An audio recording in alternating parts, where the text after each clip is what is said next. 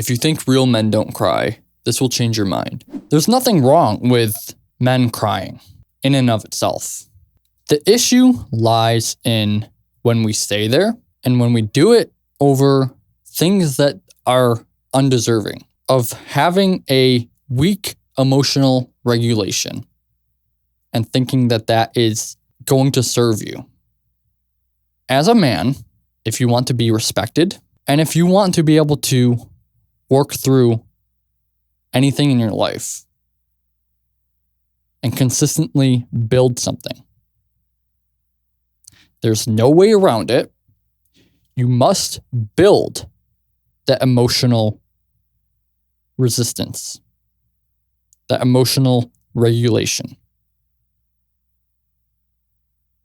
You can't be getting upset over small things constantly.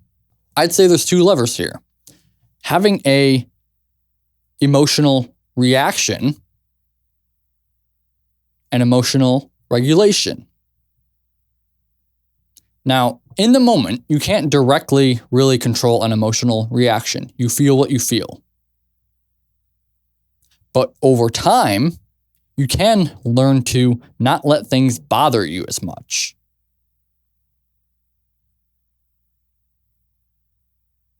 And that comes from learning that things aren't worth getting upset over.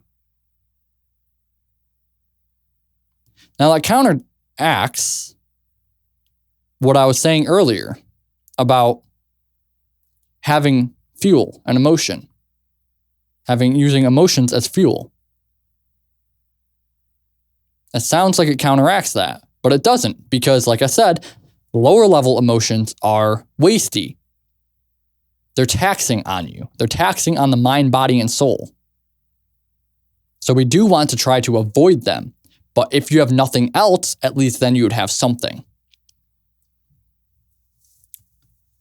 So there's emotional reaction. We don't want to get upset over a popsicle breaking in half. Right? As a kid, we might get upset over that. But as we get older and as we need to take on more responsibilities, as we progressively become a stronger, more intelligent, capable being, we want to let go of the things that will rile us up that are just small, minor inconveniences. So that already helps in and of itself. That's the first layer. The second layer is stoicism. Because no matter how much you don't feel that, and let me be very clear, that's not about emotional suppression.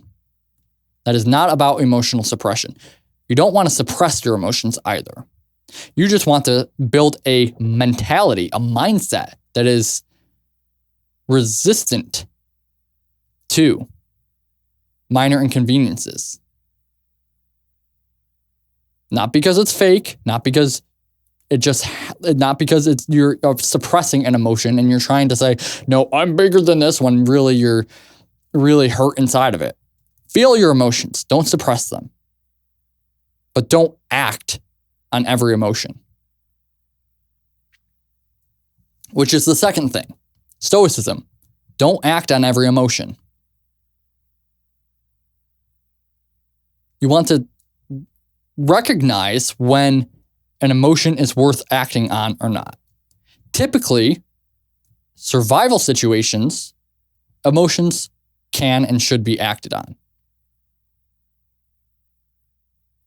But it depends on the situation. For most day-to-day things, you want to take a step back before you cause harm in a blast radius and explode.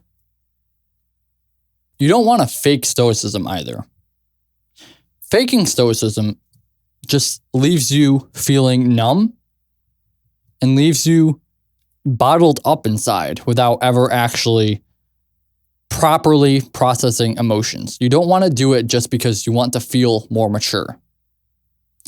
Real stoicism is taking in the feeling, deciding what is the best principle to act on, acting on principle rather than on the feeling and moving forward. If you enjoyed this video, you can watch the full version right here.